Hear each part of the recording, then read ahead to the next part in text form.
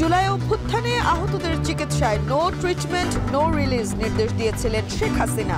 ব্রিফিংয়ে chief prosecutor.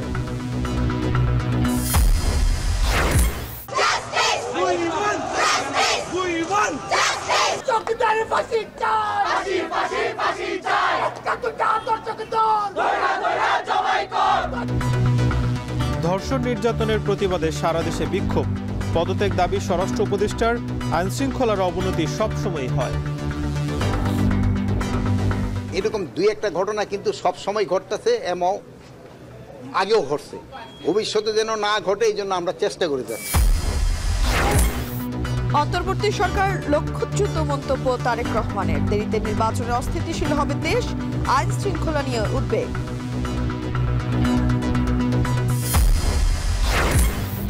এবং খুলনা থেকে এসে প্রধান উপদেষ্টার দপ্তরে কুয়েট শিক্ষার্থীদের স্মারকলিপি।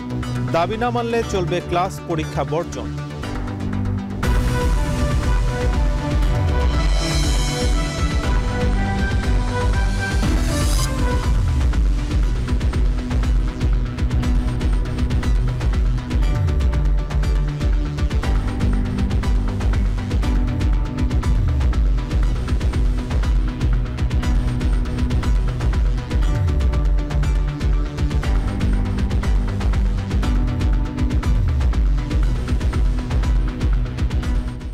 স্বাগত সান্ধ্যবাজারে। পুরো আয়োজন জুড়ে সঙ্গে আছি আমরা দুজন, আমি নাজমুস সাকিব এবং আমি তানজিলা খানমি।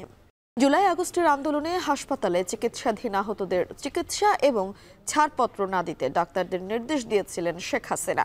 ট্রাইব্যুনালের চিফ প্রসিকিউটর তাজুল ইসলাম এক ব্রিফিংয়ে জানান, পঙ্গু হাসপাতালে গিয়ে নো ট্রিটমেন্ট নো রিলিজ নির্দেশ দিয়েছিলেন এই স্বৈরশাসক। এছাড়া অনেক মরদেহের ময়নাতদন্ত করতে বাধা দেওয়া হতো বলেও জানান তিনি। মশিউর অনেকের প্রতিবেদনে বিস্তারিত। জুলাই আন্দোলনে পুলিশ আর সরকার দলীয় ক্যাডারদের গুলিতে আহত হন শত শত মানুষ। শেখ হাসিনা তখনও ক্ষমতায়। ইন্টারনেট বন্ধ থাকার পরও দেশজুড়ে এত মানুষের হতাহতের খবরে সর্বস্তরে প্রতিবাদের আগুন ছড়িয়ে পড়ে। এমন পরিস্থিতিতে ২৭ জুলাই রাজধানীর পঙ্গু হাসপাতালে আহতদের খোঁজ খবর নিতে যান শেখ হাসিনা। ঠিক কি নির্দেশনা দিয়েছিলেন তিনি? আন্তর্জাতিক অপরাধ ট্রাইব্যুনালের চিফ প্রসিকিউটর তাজুল ইসলাম রোববার এক ব্রিফিংয়ে জানান, সেদিন পঙ্গু হাসপাতালে Sheikh Hasina no treatment no release নির্দেশনা দিয়েছিলেন। শেখ হাসিনা প্রথম দিকেই পালিয়ে যাওয়ার আগে একবার হসপিটাল ভিজিটে গিয়েছিলেন এবং সেখানে গিয়ে বলেছেন নো ট্রিটমেন্ট নো রিলিজ, অর্থাৎ কোনো চিকিৎসা দেবেন না এবং কাউকে এখান থেকে রিলিজ করবেন না যাতে বাইরে যেতে না পারে। এই নির্দেশাবলীর কথা সেখানকার রোগীরা জানিয়েছেন, ডাক্তাররাও জানিয়েছেন। সেই তথ্য প্রমাণাদি আমাদের কাছে আছে, যেটা আজকে আদালত জিজ্ঞাসা করেছিলেন সেগুলো আমি জানিয়েছি আদালতকে। এমনকি জুলাই আগস্টে হাসপাতাল কর্তৃপক্ষ কোনো মৃতদেহের ময়নাতদন্ত করতে দেয়নি, সাথে দেওয়া হয়নি নিহতদের সঠিক ডেথ সার্টিফিকেট। চিফ প্রসিকিউটর জানালেন, নিহতদের ময়নাতদন্ত না করে শ্বাসকষ্ট বা জ্বরে মৃত্যুর কারণ উল্লেখ করে নিষ্ঠুরতম মানবতা বিরোধী অপরাধ করা হয়েছে। গুলিতে মারা গেছে তাকে লিখতে বাধ্য করা হয়েছে যে শ্বাসকষ্টে মারা গেছে, জ্বরে মারা গেছে, এবং অনেক জায়গায় বলা হয়েছে রাস্তার মধ্যেও যে জিজ্ঞাসাকে কিভাবে মারা গেছে বলা হয়েছে যে আমরা জ্বরে মারা গেছি।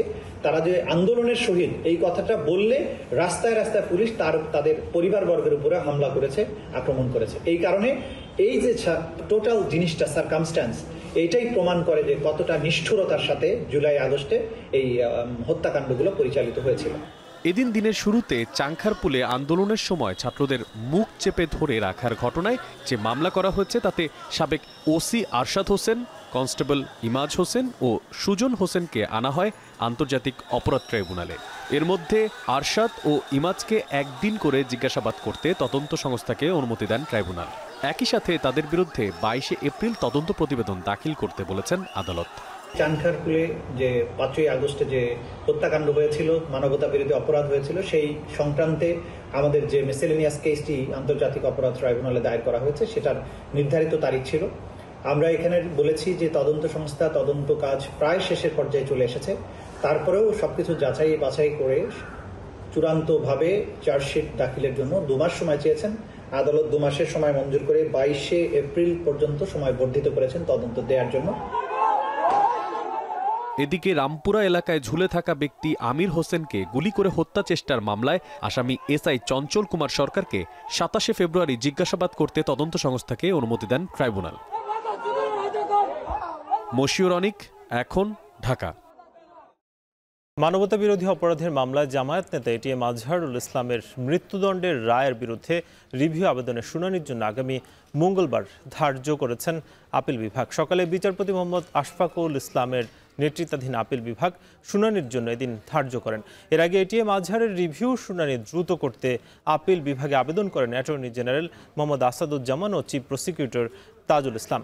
৭১ মানবতা বিরোধী অপরাধের মামলায় ২০১৪ সালের ৩০ ডিসেম্বর ট্রাইব্যুনাল আজহারুলকে মৃত্যুদণ্ডের রায় দেন। এই রায়ের বিরুদ্ধে ২০১৫ সালের ২৮ জানুয়ারি আপিল করেন আজহারুল। এই আপিলের ওপর শুনানি শেষে মৃত্যুদণ্ড বহাল রেখে ২০১৯ সালের ৩১ অক্টোবর আপিল বিভাগ রায় দেন। ২০২০ সালের ১৫ মার্চ আপিল বিভাগের পূর্ণাঙ্গ রায় প্রকাশিত হয়। পূর্ণাঙ্গ রায় প্রকাশের পর তা পুনর্বিবেচনা চেয়ে ২০২০ সালের ১৯ জুলাই আপিল বিভাগে আবেদন করেন তিনি। জিয়া চ্যারিটেবল ট্রাস্ট মামলায় ৭ বছরের দণ্ডপ্রাপ্ত থেকে বিএনপি চেয়ারপারসন খালেদা জিয়াকে হাইকোর্টের দেয়া খালাসের রায়ের বিরুদ্ধে রাষ্ট্রপক্ষ ও দুদকের আবেদনের শুনানি আগামী ২ মার্চ ধার্য করা হয়েছে। সকালে বিচারপতি মোহাম্মদ আশফাকুল ইসলামের নেতৃত্বে ৩ বিচারপতির আপিল বেঞ্চে আবেদনটি শুনানির জন্য এই দিন ধার্য করেছেন। এর আগে ১৬ ফেব্রুয়ারি জিয়া চ্যারিটেবল ট্রাস্ট মামলায় বিএনপি চেয়ারপারসনকে হাইকোর্টের দেয়া খালাসের রায়ের বিরুদ্ধে আপিল করেন রাষ্ট্রপক্ষ। গেল বছরের ২৭ নভেম্বর বিচারপতি এ.কে.এম. আসাদুজ্জামান ও বিচারপতি সৈয়দ ইনায়েত হোসেনের হাইকোর্ট বেঞ্চ ওই রায় দিয়েছিলেন। রায়ে বেগম খালেদা জিয়া ছাড়াও হারিস চৌধুরীর তৎকালীন একান্ত সচিব জিয়াউল ইসলাম ও সাবেক মেয়র সাদেক হোসেন খোকার একান্ত সচিব মনিরুল ইসলাম খানও এই মামলা থেকে খালাস পান।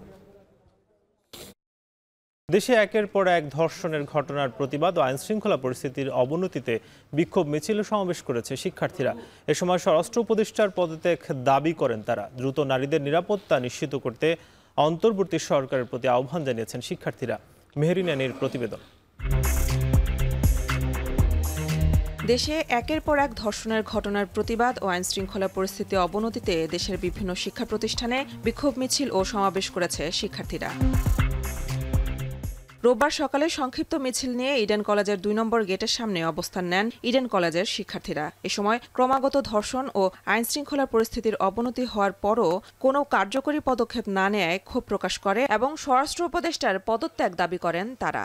আমি যখন বাইরে বের হই তখন আমার নিরাপত্তার জায়গা থাকে না। গত ২৪ ঘন্টায় ১৭টির বেশি নারী নির্যাতনের ঘটনা, ধর্ষণের ঘটনা উঠে এসেছে। স্বরাষ্ট্রমন্ত্রীকে বলতে চাই যে আপনি যদি নিরাপত্তা নিশ্চিত করতে না পারেন আপনি পদত্যাগ করেন। মেয়েরা রাতে বের হতে ভয় পায় উল্লেখ করে দ্রুত মেয়েদের নিরাপত্তা নিশ্চিত করতে অন্তর্বর্তী সরকারের প্রতি আহ্বান জানান ইডেনের শিক্ষার্থীরা। অন্যথায় আবারও রাস্তায় নামার হুঁশিয়ারি দেয় তারা।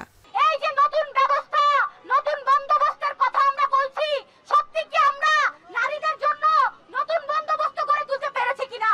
আমরা যে আসলে এই যে উপদেষ্টাদের বসিয়েছি, এই যে আমরা দেশের নিরাপত্তার জন্য, এই আইন উপদেষ্টা কি করে? ব্র্যাক বিশ্ববিদ্যালয় এবং তিতুমির কলেজেও ছিনতাই, ধর্ষণ সহ সব ধরনের অরাজকতার বিরুদ্ধে মানববন্ধন ও প্রতিবাদ মিছিল বের করে শিক্ষার্থীরা। এ সময় তারা অভিযুক্তদের বিচার দ্রুত বাস্তবায়নের দাবি জানান। রাজধানীর বাইরেও ধর্ষণ ও নারী নির্যাতনের প্রতিবাদে বিক্ষোভ ও মানববন্ধন করেছে সাধারণ শিক্ষার্থী ও বিভিন্ন সংগঠন। সকালে সিরাজগঞ্জের জেলা প্রশাসক কার্যালয় প্রাঙ্গণে মানববন্ধন ও বিক্ষোভ সমাবেশে বক্তব্য রাখেন বৈষম্য বিরোধী ছাত্র আন্দোলনের নেতৃবৃন্দ। বক্তারা বলেন, জুলাই আগস্ট গণ আন্দোলনে সম্মুখ সারিতে ছিলেন দেশের মা বোনেরা, অথচ আজ ফ্যাসিস্ট মুক্ত নতুন বাংলাদেশে তারাই ধর্ষণ নির্যাতনের শিকার হচ্ছে। বিকেলে চট্টগ্রাম প্রেস ক্লাবের সামনে আয়োজিত মানববন্ধনে নারী শিশু সহ সবার নিরাপত্তা নিশ্চিতের পাশাপাশি নতুন বাংলাদেশে কেউ যেন আর ধর্ষণের শিকার না হন সেই দাবি জানান বিক্ষোভকারীরা। আজকে আমাদের নিরাপত্তা কোথায়? আমরা বাসে উঠতে পারি না, আমরা সিএনজি ধরতে পারি না, আমরা রিকশায় চলাচল করতে পারি না। আমাদের রক্তের উপর থেকে বাংলাদেশ প্রতিষ্ঠিত হয়েছে, এখানে কোনো রকম কোনো ধর্ষকের ঠাঁই হবে না। জবাব দিয়ে যাবে অন্তর্বর্তীকালীন সরকার এবং সেই ধর্ষকদের কঠোর থেকে কঠোর শাস্তির আওতায় আনতে হবে। সকাল ৯টায় টাঙ্গাইল কেন্দ্রীয় শহীদ মিনারের সামনে সমবেত হয়ে অবস্থান কর্মসূচি পালন করেছেন নারী ও শিশু যৌন নিপীড়ন বিরোধী মঞ্চ। এ সময় স্বরাষ্ট্র উপদেষ্টার আত্মার মাগফিরাত কামনা করার লেখা সম্বলিত ফেস্টুন নিয়ে প্রতিবাদ জানান তারা। ফেসবুকে যে নিউজ স্ক্রল করলে আমরা দেখতে পাচ্ছি যে ইদানিং গত কিছুদিন ধরে নারী ও শিশু ধর্ষণের সংখ্যা বেড়েছে। প্রতিটি ধর্ষণ এবং প্রত্যেকটি ধর্ষকের যেন সুষ্ঠু বিচার হয় এবং সর্বোচ্চ শাস্তি নিশ্চিত হয়। রংপুরেও ধর্ষণের প্রতিবাদ ও জড়িতদের শাস্তির দাবিতে সড়ক অবরোধ করে বিক্ষোভ করেছেন শিক্ষার্থীরা। বিকেল 3:30টার দিকে নগরীর টাউন হলের সামনের সড়ক বন্ধ করে বিক্ষোভ করেন তারা। মেহেরিন অ্যানি, এখন, ঢাকা। চুরি, ডাকাতি, গুম, খুন নির্মূলে পুলিশ বাহিনীকে কাজ করার তাগিদ দিয়েছেন স্বরাষ্ট্র উপদেষ্টা জাহাঙ্গীর আলম চৌধুরী। সকালে রাজশাহীর সারদা একাডেমিতে 40তম বিসিএস এসপি ক্যাডেটদের সমাপনী কুচকাওয়াজে আরও জানান, পুলিশকে কোনো রাজনৈতিক দলের দাস হওয়া যাবে না। এছাড়া দেশের আইন শৃঙ্খলা পরিস্থিতি নিয়ে উপদেষ্টা বলেন, দেশে আগেও আইন শৃঙ্খলার অবনতি ঘটেছে, তবে আগামীতে এই ধরনের ঘটনা এড়াতে ব্যবস্থা নেওয়া হচ্ছে। রাকিবুল হাসানের প্রতিবেদন।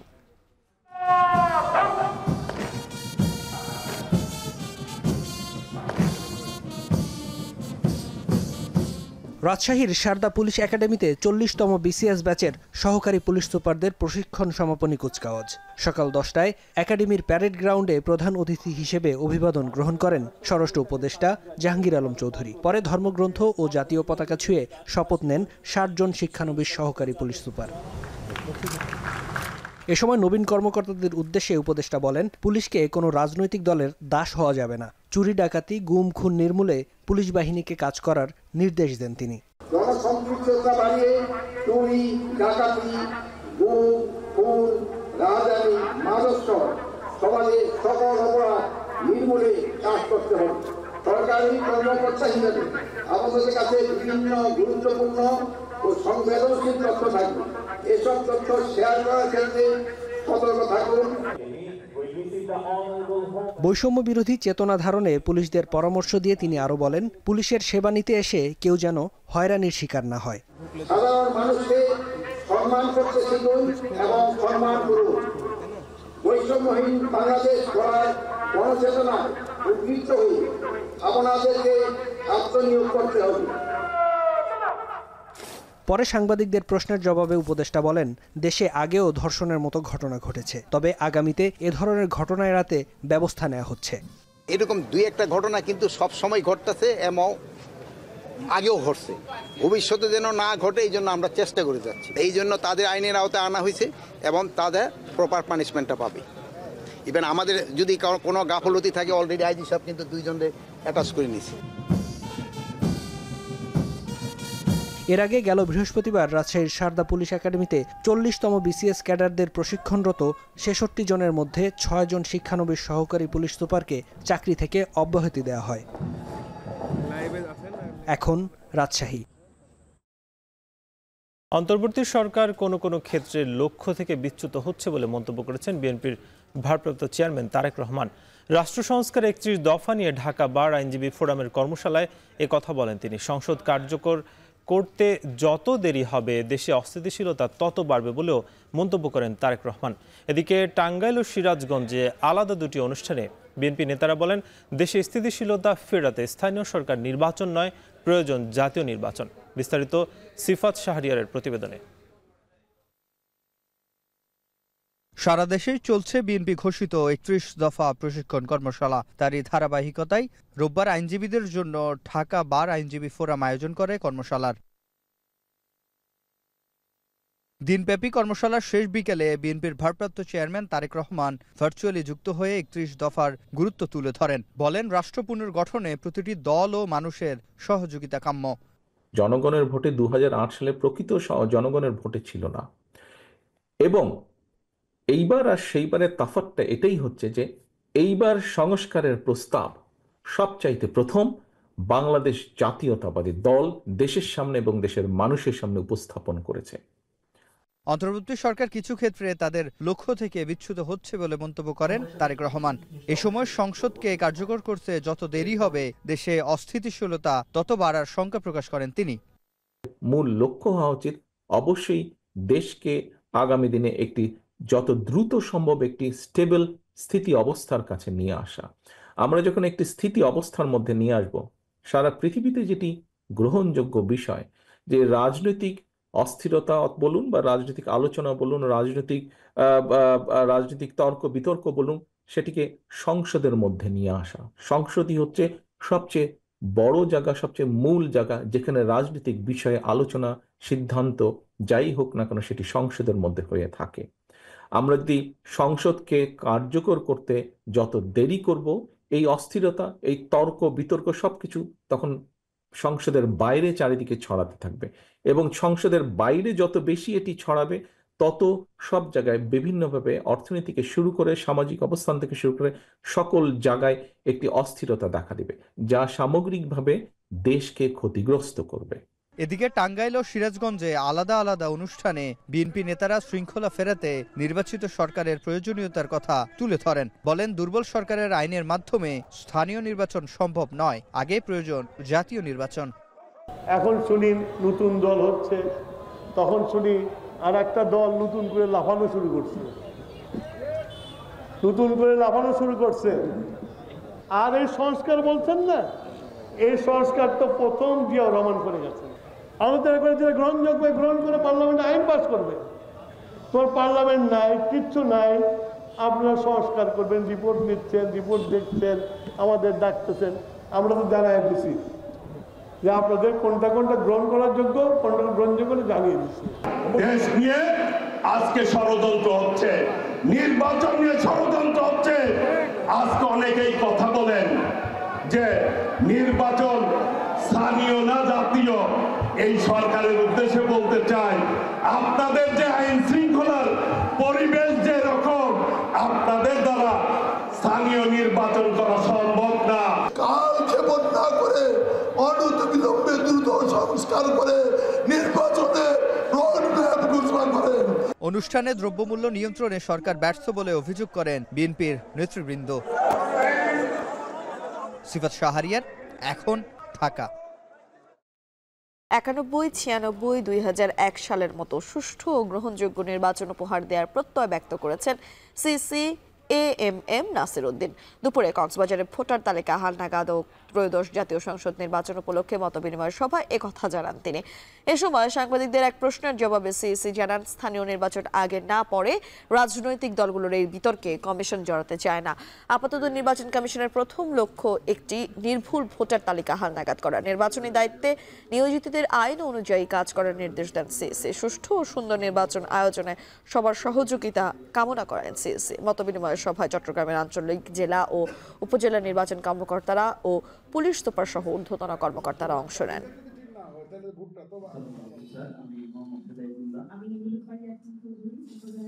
সবাই মিলে চেষ্টা করে জাতিকে সেই 91, 96, 2001-এর মতো একটা ইলেকশন আমরা জাতিকে উপহার দিতে চাই। জাতীয় নির্বাচন ডিসেম্বর হয়ে যাবে, আমার সেইভাবে প্রস্তুতি নিচ্ছিলাম। আমাদের প্রস্তুতি আর যেই বিতর্কটা চলছে, এই বিতর্কের মধ্যে আমরা কোনো পার্টি হতে চাই না। বিতর্কটা রাজনৈতিক, এবং late the politicians decide on that. আমরা আমাদের কাজ নিয়ে আগাচ্ছি, সেটা স্থানীয় হোক আর জাতীয় হোক। ভোটার লিস্ট তো মাস্ট লাগবে না, একটা সঠিক ভোটার লিস্ট না। এই ভোটার লিস্টে আমরা পারফেক্ট একটা ভোটার লিস্ট করার চেষ্টা করছি। উপাচার্যের পদত্যাগ সহ 6 দফা দাবি নিয়ে এবার প্রধান উপদেষ্টা বরাবর স্মারকলিপি দিয়েছেন খুলনা প্রকৌশল ও প্রযুক্তি বিশ্ববিদ্যালয়ের শিক্ষার্থী প্রতিনিধিরা। বিকেলে প্রধান উপদেষ্টার একান্ত সচিব সাব্বির আহমেদের কাছে এই স্মারকলিপি হস্তান্তর করেন তারা। দাবি আদায় না হওয়া পর্যন্ত সকল শিক্ষা কার্যক্রম বন্ধ থাকবে বলেও হুঁশিয়ারি দেন শিক্ষার্থীরা। হাসিব বিল্লার প্রতিবেদন।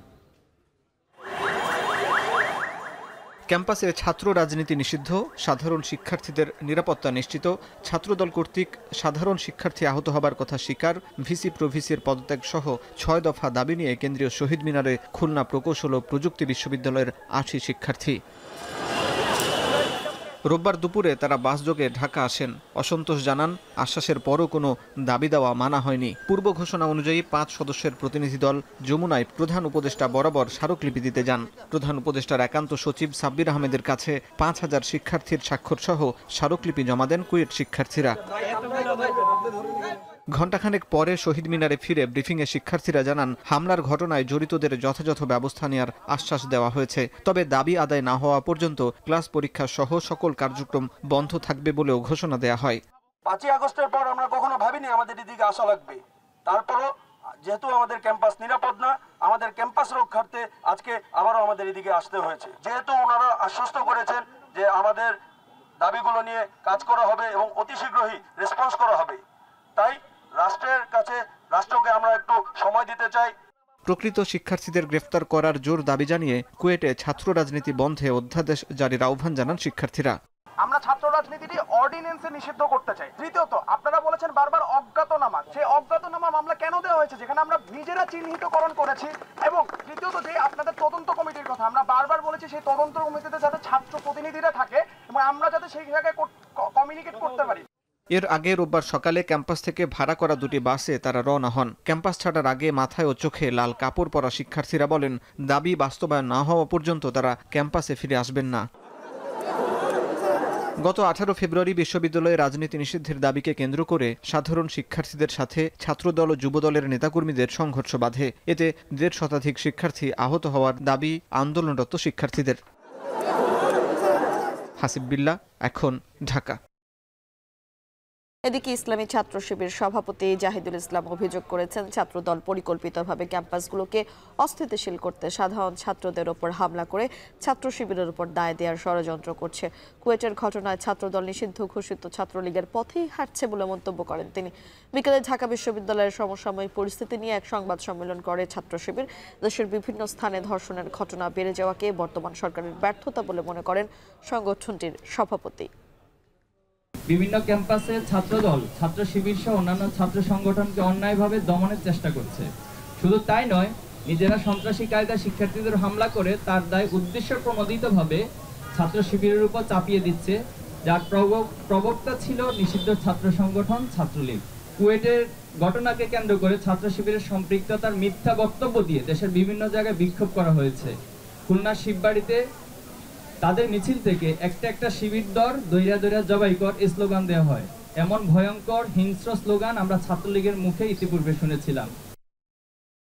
মার্কিন শীর্ষস্থানীয় ব্যবসায়ী ও স্পেসএক্সের প্রধান নির্বাহী কর্মকর্তা ইলন মাস্ককে বাংলাদেশ সফর ও 90 কর্মদিবসের মধ্যে বাংলাদেশে স্টারলিংক স্যাটেলাইট সেবা চালুর প্রস্তাব দিলেন প্রধান উপদেষ্টা ডক্টর মোহাম্মদ ইউনুস। গেল 19 ফেব্রুয়ারি ইলন মাস্ককে পাঠানো এক চিঠিতে এসব প্রস্তাব দেন ডক্টর ইউনুস। চিঠিতে প্রধান উপদেষ্টা উল্লেখ করেন, বাংলাদেশ সফরের মাধ্যমে তরুণ নারী ও পুরুষদের সাথে সাক্ষাৎ করতে পারবেন তিনি, যারা এই অত্যাধুনিক প্রযুক্তির অন্যতম প্রধান সুবিধাভোগী হবে। তিনি আরও বলেন, বাংলাদেশের অবকাঠামোতে স্টারলিংকের সংযোগ উদ্যমী তরুণ সমাজ, গ্রামীণ ও প্রান্তিক নারীদের পাশাপাশি দূরবর্তী এবং সুবিধাবঞ্চিত জনগোষ্ঠীর জন্য। এছাড়াও তিনি তার উচ্চ প্রতিনিধি ডক্টর খলিলুর রহমানকে স্পেসএক্স দলের সাথে ঘনিষ্ঠভাবে সমন্বয় করতে নির্দেশ দিয়েছেন। এর আগে গত 13 ফেব্রুয়ারি ইলন মাস্কের সাথে টেলিফোন আলোচনায় অংশ নেন প্রধান উপদেষ্টা।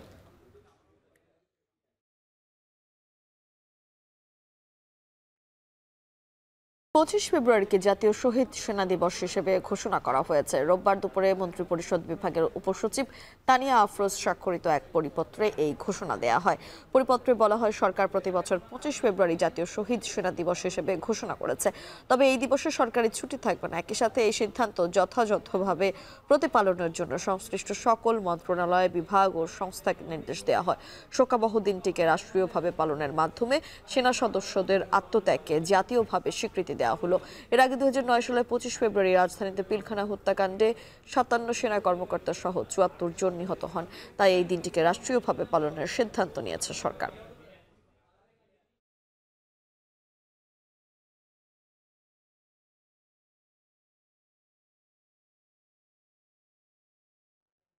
এমবিবিএস, বিডিএস ডিগ্রি ছাড়া চিকিৎসক স্বীকৃতি দেয়া বন্ধসহ 5 দাবিতে কর্মবিরতি পালন করছেন ইন্টার্ন চিকিৎসকরা। দাবি আদায় বিভিন্ন মেডিকেল কলেজে মানববন্ধন ও বিক্ষোভ সমাবেশের পাশাপাশি ক্লাস পরীক্ষা বর্জন করেছেন মেডিকেল কলেজের শিক্ষার্থীরা।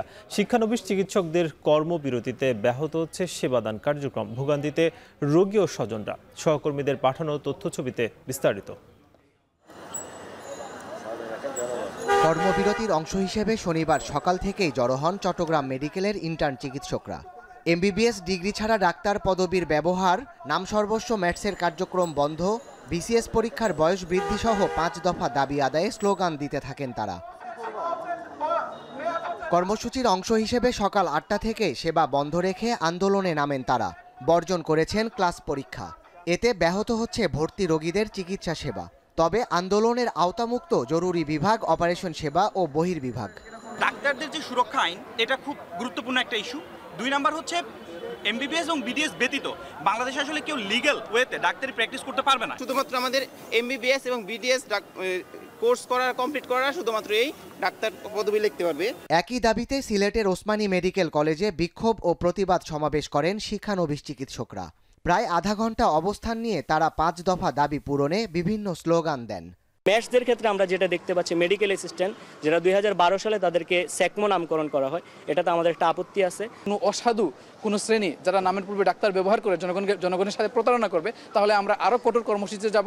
5 দফা দাবিতে ক্লাস বর্জন করে বিক্ষোভ করেন ময়মনসিংহ মেডিকেলের শিক্ষার্থীরা। মিছিলটি হাসপাতাল কম্পাউন্ড সহ চরপাড়া সড়ক প্রদক্ষিণ করে, পরে সংক্ষিপ্ত সমাবেশ হয়। এতে ময়মনসিংহ মেডিকেল কলেজ ছাড়াও কমিউনিটি বেসড মেডিকেল কলেজের শিক্ষার্থীরাও অংশ নেন। হাইকোর্টের যদি রিট বাতিল না হয় এই ডিএমএফ এর বিরুদ্ধে আমরা আগামীকালকে আরো কঠোর কর্মসূচিতে যেতে বাধ্য হব। আগামী 72 ঘন্টার মধ্যে এই ধরনের ভুয়া এবং অযৌক্তিক দাবি যেন প্রত্যাহার করা হয়, সেজন্য আমরা দাবি জানাচ্ছি। একই দাবিতে মানববন্ধন ও বিক্ষোভ সমাবেশ করেন রাজশাহী মেডিকেলের শিক্ষার্থীরা। ইন্টার্ন চিকিৎসকদের দাবির সাথে একাত্মতা প্রকাশ করে ক্লাস পরীক্ষা বর্জনের ঘোষণা দিয়েছেন সকল বর্ষের শিক্ষার্থী। দ্রুত সময়ের মধ্যে দাবি আদায় না হলে কর্মবিরতির কর্মসূচি চলমান রাখাসহ কমপ্লিট শাটডাউনের হুঁশিয়ারি দিয়েছেন আন্দোলনরত শিক্ষার্থীরা। সাদাত শাহেদ, এখন। বিতর্কিত নির্বাচনে দায়িত্ব পালনে বাধ্যতামূলক অবসরে পাঠানো 22 ডিসি ও যে সরকারি কর্মকর্তাদের ওএসডি করা হয়েছে সবার বিরুদ্ধে মামলা হবে না বলে জানিয়েছেন জনপ্রশাসন মন্ত্রণালয়ের সিনিয়র সচিব ডক্টর মুখলেসুর রহমান। শুধু যাদের বিরুদ্ধে শুধু আর্থিক কেলেঙ্কারির অভিযোগ রয়েছে তাদের বিরুদ্ধে মামলা হবে। 2024 সালের নির্বাচনে যারা রিটার্নিং কর্মকর্তার দায়িত্বে ছিলেন তাদের ব্যাপারেও দ্রুত সিদ্ধান্ত হবে। বিস্তারিত প্রতিবেদনে। শেখ হাসিনার স্বৈরাচার হয়ে উঠতে যে কয়টি অনুষঙ্গ কাজ করেছিল তার মধ্যে অন্যতম 2014, 18 ও 24-এর নির্বাচন।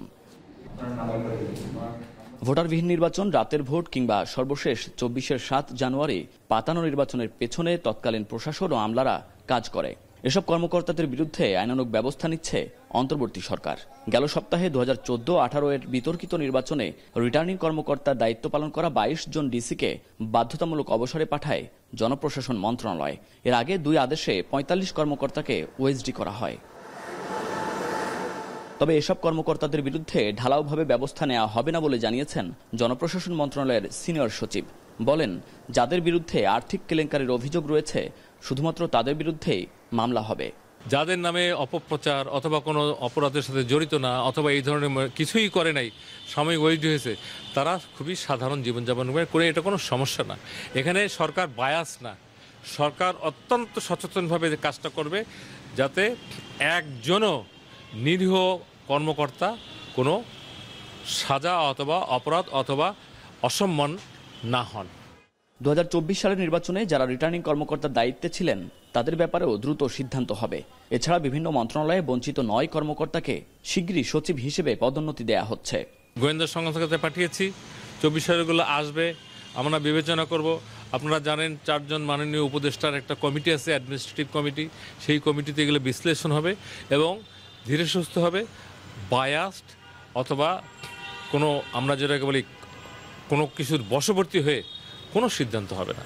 যেসব কর্মকর্তারা অবসরে গেছেন তাদের বিরুদ্ধে ব্যবস্থা নিতে দুদকের কার্যক্রম ইতোমধ্যে শুরু হয়েছে। মুন্নাফ রশিদ, এখন, ঢাকা। রোহিঙ্গা সংকট নিরসনে আরাকান আর্মি সহ মিয়ানমারের সকল পক্ষের সঙ্গে আলোচনা চলছে। একথা জানিয়েছেন জাতিসংঘ মহাসচিবের মিয়ানমার বিষয়ক বিশেষ দূত জুলি বিশপ। 2 দিনের সফরের প্রথম দিনে দুপুরে পররাষ্ট্র মন্ত্রণালয়ে আসেন তিনি। পররাষ্ট্র উপদেষ্টার সঙ্গে ঘণ্টাব্যাপী বৈঠকের পর জানান, রোহিঙ্গা সংকটের সমাধান খুঁজতেই তার বাংলাদেশে সফরে আসা। তিনি বলেন, রোহিঙ্গা সংকট সমাধান সহ মিয়ানমারের পরিস্থিতি ঠিক করতে প্রতিবেশী রাষ্ট্র, বিচ্ছিন্নতাবাদী, স্বাধীনতাকামী ও লড়াইকারী সব পক্ষের সঙ্গেই আলোচনা করছে জাতিসংঘ। সোমবার কক্সবাজারের রোহিঙ্গা ক্যাম্প পরিদর্শন করার কথা রয়েছে জুলি বিশপের।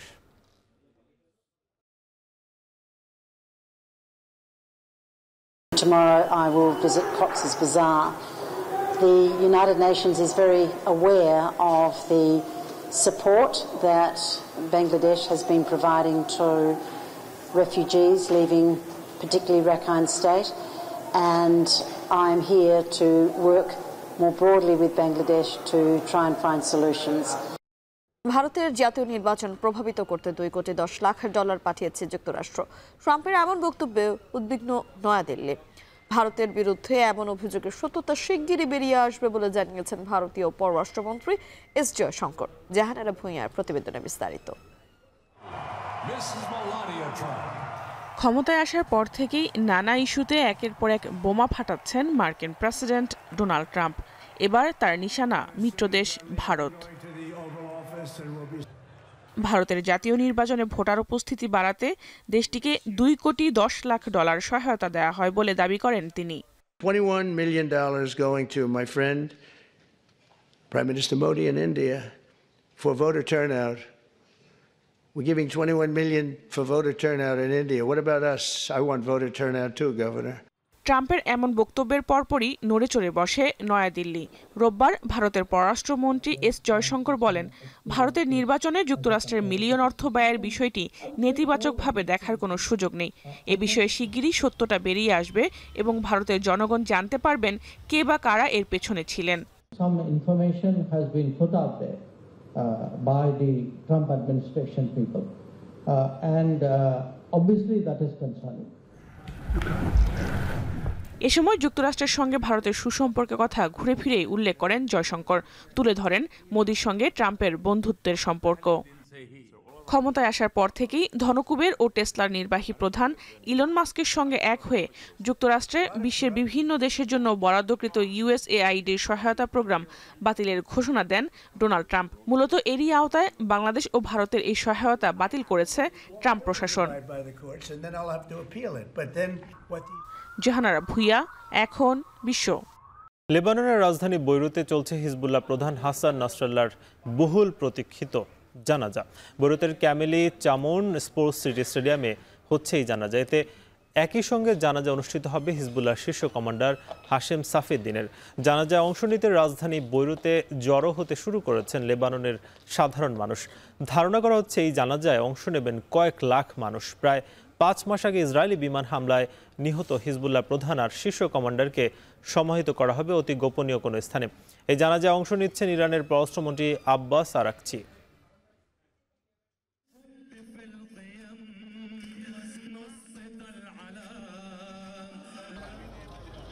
সাবিনা মনিকাদের ছাড়াই সংযুক্ত আরব আমিরাত সফরে ভালো করার ব্যাপারে আশাবাদী অধিনায়ক আফিদা খন্দকার। অভিজ্ঞতা বড় বিষয় হলেও মাঠে তাদের অভাব অনুভব না করার কথা জানান তিনি। এদিকে সকলের জন্য জাতীয় দলের দরজা খোলা আছে জানিয়ে হেড কোচ পিটার বাটলার বলেন, যোগ্যতা দিয়ে নিশ্চিত করতে হবে জায়গা। ওয়াসুল হক পান্থ প্রতিবেদনে বিস্তারিত। প্রায় 4 মাস পর আবারও আন্তর্জাতিক ফুটবলে ফিরছে বাংলাদেশ নারী ফুটবল দল।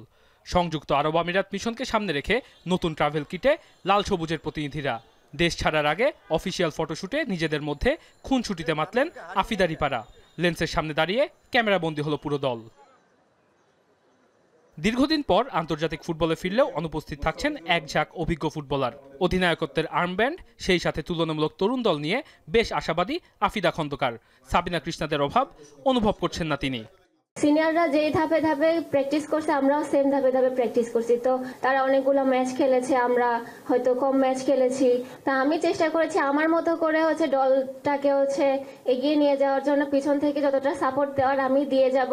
আর আমার দলের রেজাল্ট যেভাবে বের করা দরকার আমি ইনশাল্লাহ চেষ্টা করব।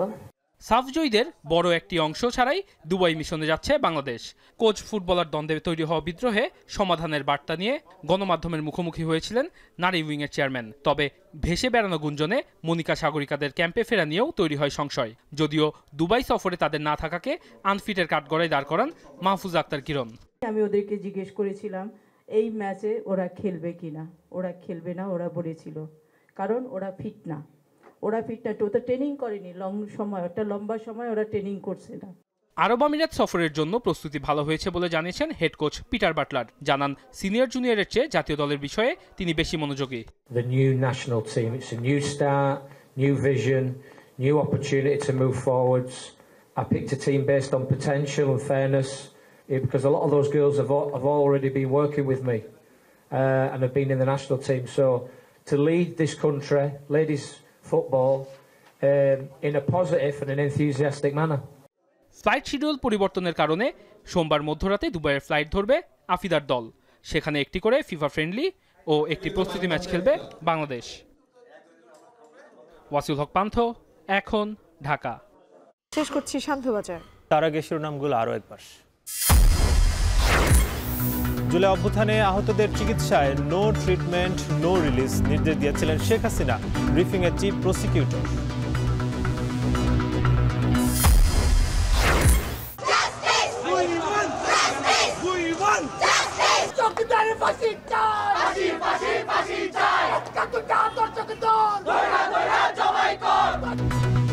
ধর্ষণ নির্যাতনের প্রতিবাদে সারা দেশে বিক্ষোভ, পদত্যাগ দাবি স্বরাষ্ট্র উপদেষ্টার।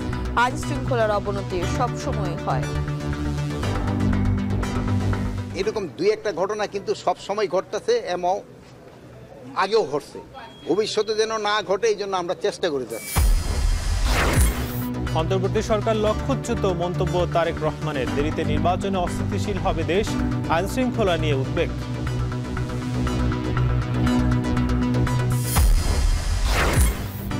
এবং খুলনা থেকে এসে প্রধান উপদেষ্টার দপ্তরে কুয়েট শিক্ষার্থীদের স্মারকলিপি, দাবি না মানলে চলবে ক্লাস পরীক্ষা বর্জন।